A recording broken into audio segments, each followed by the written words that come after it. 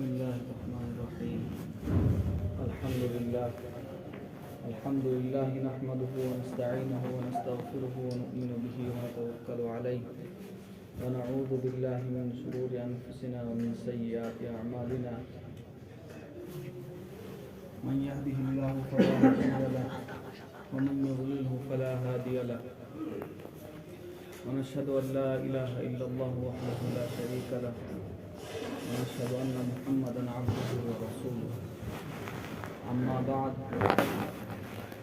أعوذ بالله من الشيطان الرجيم. بسم الله الرحمن الرحيم. إنا أنزلناه في ليلة القدر وما أدراك ما ليلة القدر. ليلة القدر خير من ألف شهر. تنزل الملائكة والروح فيها بإذن ربهم من كل أمر. سلام هي حتى مطلع الفجر. وقال النبي صلى الله عليه وسلم: القرآن حجة لك أو عليك، او كما قال علیہ الصلوۃ والسلام. میرے محترم بزرگوں اور دوستوں، اللہ پاک کا بے حد کرم احسان ہے کہ جس اللہ پاک نے اپنے فضل و کرم سے ہمیں اس سال کا رمضان مبارک نصیب فرمایا. بہت سارے لوگ ایسے تھے گزشتہ سال جن کو ہماری طرح یہ امیدیں تھیں کہ ہم اور رمضان مبارک اپنی زندگی میں دیکھیں گے، عبادات کریں گے، یا جو کچھ کمی کوتاہیاں ان کے یہاں رہی ہوں گی انہوں نے سوچا ہوگا اعمال میں یہ کمی رہی، اس سال ہم نے تراویح مکمل پڑھی، اس سال مکمل قرآن پاک نہیں سنا، یا اس سال مکمل ہم نے قرآن پاک کی تلاوت اس طرح نہیں کی جس طرح کرنی چاہیے تھی، عبادات میں کمی رہی. اب انہوں نے دل میں یہ سوچا ہوگا کہ ہم انشاءاللہ آئندہ سال اپنا رمضان مبارک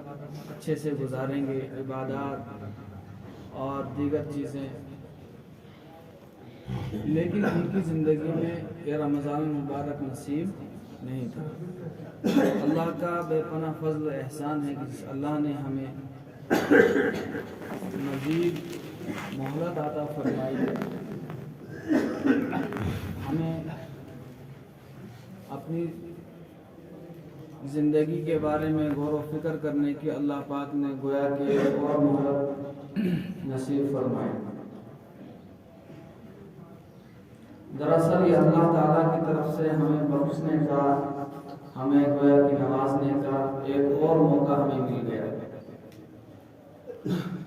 چنانچہ ہم دیکھتے ہیں کہ غیر رمضان میں جو اعمال، جو عبادات اور جس طرح صدقات خیرات غیر رمضان میں ہوتی ہیں، رمضان مبارک میں اس کا شمارہ بڑھ جاتا ہے. عبادات کی طرف لوگ آنے لگتے ہیں. جو لوگ غیر رمضان میں نمازوں سے غافل تھے، الحمدللہ رمضان مبارک میں نمازوں کی طرف آ رہے ہیں، تراویح پڑھ رہے ہیں. بہت سارے لوگ اپنی مصروفیات کی وجہ سے قرآن پاک کی تلاوت سال بھر نہیں کر پاتے، لیکن رمضان مبارک میں اپنا وقت نکال کر قرآن پاک کی تلاوت کرنے لگتے ہیں، یا کم از کم تراویح کی نماز میں تراویح میں کم سے کم قرآن پاک سنتے ہیں، جو کہ اجر و ثواب کا باعث ہے. اللہ پاک سے دعا ہے کہ اللہ پاک ان تمام عبادات کو قبول فرمائے. تو رمضان مبارک میں ہم سب عبادات کی طرف لگ جاتے ہیں. علماء فرماتے ہیں کہ اگر، اور ظاہر بھی ہے کہ اگر صرف ایک زندگی کا ایک رمضان کوئی کتنا ہی بڑا گناہگار آدمی صدق نیت کے ساتھ، توبہ کی نیت کے ساتھ، پلٹ جانے کی نیت کے ساتھ ایک رمضان مبارک اپنی زندگی میں اس طرح گزارے کہ اب میں اپنی سابقہ زندگی سے پلٹ جاؤں گا اور اس طرح عبادات کرنے لگے، توبہ کرے، استغفار کرے، تو اس کا اثر پوری زندگی پر پڑ جاتا ہے۔ ہم نے کتابوں میں ایک تو ہے کہ کتابوں میں پڑھا یا کہیں کسی کتاب میں لکھا ہے، کسی بزرگ کا واقعہ ہے، بلکہ میں نے اپنی آنکھوں سے دیکھا کہ ہم نے ہمارے اکابرین کے یہاں جو رمضان آتا تو گویا کہ وہ ان کا ایسا سمجھ لیتے ہیں کہ گویا کہ ان کا آخری رمضان ہے، بالکل آخری رمضان، اور ہم نے بھی اس رمضان مبارک کو اس طرح گزارنا ہے۔ ابھی رمضان مبارک کا پہلا جمعہ ہے کہ گویا کہ یہ میری زندگی کا ایک آخری رمضان ہے۔ اس طریقے سے اللہ کی طرف متوجہ ہو جائے، فضول اور لغو باتوں سے ہم اس طرح اجتناب کریں، گویا کہ بس موت میرے سامنے ہے، اب یہ اللہ نے ایک موقع اور ایک مہلت اللہ پاک نے مجھے دی، لہٰذا میں اس طریقے سے رمضان گزاروں کہ اللہ مجھ سے راضی ہو جائے، اور بقیہ جتنی زندگی بچی ہے، جتنی بھی میری زندگی ہے، وہ اللہ تعالیٰ کے حکموں پر گزر جائے۔ چنانچہ میں نے اپنی آنکھوں سے ایسے نہ جانے کتنے اپنے اساتذہ یا بزرگان دین اتنے دیکھے ہیں کہ رمضان مبارک میں معمول ان کا 2 بلکہ رات کو تو بہت ہی کم، آدھ 1 گھنٹہ سونے کا، اور دن کو تھوڑا سا سوتے تھے، اور اتنے نہ جانے کتنے علماء دیکھے کہ بالکل اب انہوں نے بستر اٹھا لیا کہ رات کو اب نہیں سونا۔ شام کا معمول میں ہوتا تھا کہ تراویح میں ابھی بھی اس وقت بھی اگر آپ بولیں تو میں بتا دوں، اس وقت بھی تراویح میں کسی جگہ پر 5 پارے، کسی جگہ پر روزانہ 3 پارے، کسی جگہ 1 پارہ تو بہرحال معمول ہوتا ہی ہے، 3 پارے 5 پارے، کسی جگہ اس سے بھی زائد پڑھ لیتے ہیں تراویح میں، اور پھر اس کے بعد تھوڑی دیر آرام کرتے ہیں، آرام سے مراد تھک جاتے ہیں، ورم آ جاتا ہے پاؤں میں، تو اب تھوڑی دیر ریسٹ کیا، آدھا 1 گھنٹہ، اس کے بعد تہجد شروع ہو گیا، اور پھر دن کے ان کے معمولات الگ تلاوت کرتے ہیں، بالکل الگ۔ ہمارے بالکل قریب کے دور کے ایسے علماء گزرے ہیں بالکل، اور ابھی میرے ذہن میں ہے کچھ علماء کرام ایسے ہیں جو کہ رمضان مبارک میں 40 سے 50 دور قرآن پاک کے کرتے ہیں، 40 سے 50 دور، ابھی بھی میں جانتا ہوں 40 سے 50 مرتبہ قرآن پاک کو رمضان مبارک میں ختم کرتے ہیں، ایسے بھی علماء لیکن پھر ابھی اس وقت جو موجود ہے، لہٰذا ہم سب اس کی طرف متوجہ ہو جائیں کہ رمضان مبارک یعنی کہ آیا اور چلا گیا، فضول کاموں سے ہم اجتناب کرنے والے بن جائیں، بالکل فضول کاموں سے ہم اجتناب کریں، ایک عادت بنے، ایک روٹین بنے۔ جب جماعت میں جاتے ہیں نا، جماعت میں جاتے ہیں، کہتے ہیں کہ اب ہم یہاں سے منتقل ہو گئے دوسری جگہ، کیونکہ ہم اب ماحول میں آ گئے، کہتے ہیں کہ ماحول میں آ گئے، وہاں ماحول الگ تھا، ورنہ وہی عبادت ہم اپنے گھر میں بھی کر سکتے ہیں، وہی فضائل کی تعلیم گھر میں بھی کر سکتے ہیں، یا گھر کی مسجد میں بھی کر سکتے ہیں، وہی 3 دن جو ہم نے باہر لگانے وہ اپنے یہاں بھی لگا سکتے ہیں، کہتے نہیں اب ماحول بدل گیا،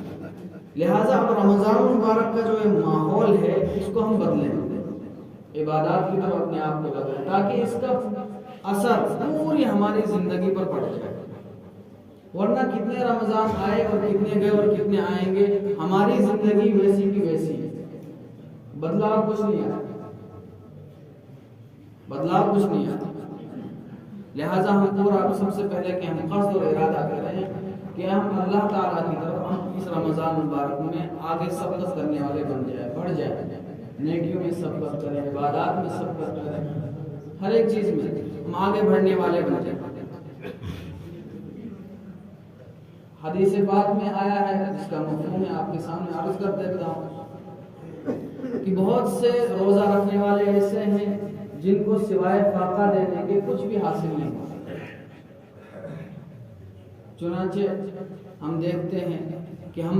آج ہم روزے سے بھی ہیں اور زبان سے ایسی لفظ باتیں ہو رہی ہیں، آنکھ سے ایسا بےخدا دیکھا جا رہا ہے، یا اسی طریقے سے دھوکہ دھڑی ہو رہی ہے، ہم دکان پر گھنٹوں ضائع کر رہے ہیں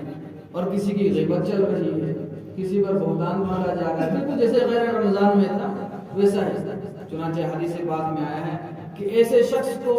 سوائے فاقہ دینے کے کچھ بھی حاصل نہیں، اب دے رہا ہے فاقہ، یا آج کیونکہ بعض جوان کہتے ہیں کہ بھائی کہ وہ روزے کو پاس کرتے ہیں، روزہ پاس کرتے ہیں، روزہ پاس کرنے کے لیے کیا کرتے ہیں پتہ نہیں آپ کے یہاں ہوگا، ہمارے یہاں اکثر ہے۔ روزہ پاس کرنے کے لیے یہ نہیں کہ ہم تلاوت کریں دن گزر جائے گا، کوئی کار خیر کریں دن گزاریں گے، نہیں، وہ روزہ پاس کرنا، روزہ پاس کرنے کا مطلب یہ ہے یہاں سے چلے جائیں گے ٹولیوں کی ٹولیاں اور بیٹھیں گے صبح سے شام تک دریا پہ، آرام سے بیٹھے، نہ دن بھر کی کوئی نماز پڑھی، نہ انہوں نے دن بھر کوئی تلاوت کی، نہ ایسا کوئی عمل، بلکہ صبح سے روزہ شام کو ہم نے کھولنا ہے کہ بھائی روزہ پاس کرنا ہے، ٹائم پاس کرنا ہے، وقت کسی طرح ہم نے پاس کرنا ہے۔ تو حدیث پاک میں آیا تو ایسے لوگوں کے لیے کیا ہے کہ سوائے فاقہ دینے کے اور کوئی چیز حاصل ہی نہیں ہے، چونکہ وہ جو اصل جو روزے سے چاہا جا رہا ہے لعلکم تتقون، تو وہ تقوی اندر سے آیا ہی نہیں۔ اور اس کے آگے حدیث پاک کا دوسرا جز ہے وَكَمْ مِنْ قَائِمٍ، کتنے ہی رات کو قیام کرنے والے، تراویح پڑھنے والے یا تہجد پڑھنے والے رمضان کے مہینے میں کتنے ہی لوگ ایسے ہیں کہ جن کو سوائے بیداری کے کوئی چیز حاصل نہیں۔ ان کی مثال کیا ہے؟ ان کی مثال آج جیسے کہتے ہیں کہ حافظ صاحب نے اگر 2 پارے پڑھنے یا 1 پارے پڑھنے، پیچھے سے جوان، اکثر جوان ایک بیش کھود کر جلدی پڑھ لیتا، حافظ صاحب کسی طرح جلدی پڑھ لیتا، جلدی چھوڑا، کس طرح جلدی ختم کر کے ہم تراویح اور گھروں چلے جائیں۔ یعنی کہ ہم مسجد میں رمضان مبارک کے مہینے میں اور رات میں اللہ پاک کے یہاں 1 گھنٹے بھی کھڑا رہنا ہمیں برداشت نہیں۔ اس کا مطلب یہ کار مطلب ہے